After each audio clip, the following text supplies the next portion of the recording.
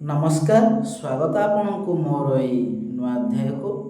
तो आज आम ए अध्याय जानिबा अष्ट गायत्री मंत्र। आज आम ए अध्याय जानिबा अष्ट गायत्री मंत्र। तो चलंतु डेरी न करी आरंभ करिबा। एक गणेश गायत्री। ओम एक द्रष्टाय विघ्नेह वक्रतुंडाय धीमहि तनो प्रचोदयात्। प्रयोग विघ्न नाश तथा कठिन कार्य सफलता प्राप्ति निमित्त प्रयोग करा जाए। 2 शिव गायत्री। ओम पंचवक्राय विघ्नहे महादेवाय धीमहि तनो रुद्र प्रचोदयात्। प्रयोग कल्याण कामना निमित्त उक्त शिव शक्ति को आवाहन करा जाए। 3 चंद्र गायत्री। ओम क्षीरपुत्राय ब्रह्महे अमृत तत्वाय धीमहि तनो चंद्र प्रचोदयात्। प्रयोग दुख चिंता और निराशा शांति पाई उक्त देव शक्तिर प्रभाव आशाजनक। 4 जम गायत्री।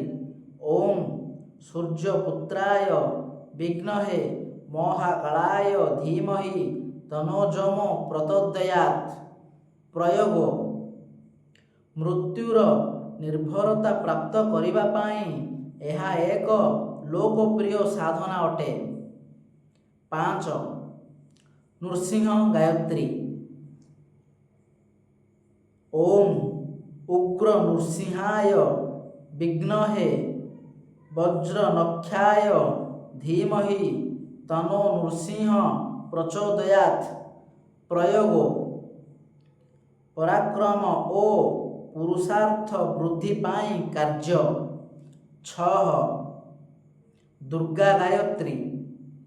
ओम गिरिजाय विघ्नहे शिव प्रियाय तेनो दुर्गा प्रचोदयात्। प्रयोग उपयोग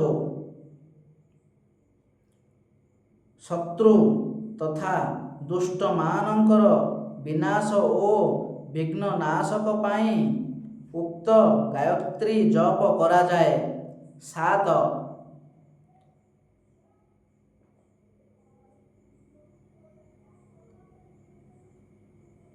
स्फूर्ति गायत्री।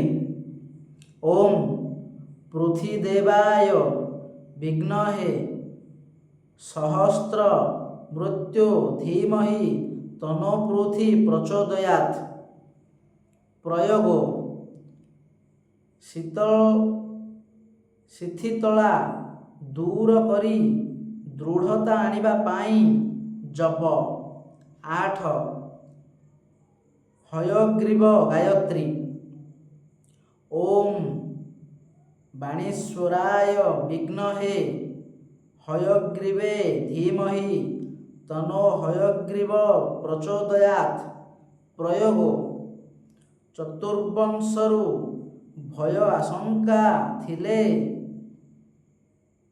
साहस संचार पाई उक्त गायत्री पाठ करा जाए। बंधु आज आम जानिले अष्ट गायत्री मंत्र। आज एतिकी आम आगामी अध्याय जानिबा किछि नुआ। से पर्यंत आपण समस्त को नमस्कार।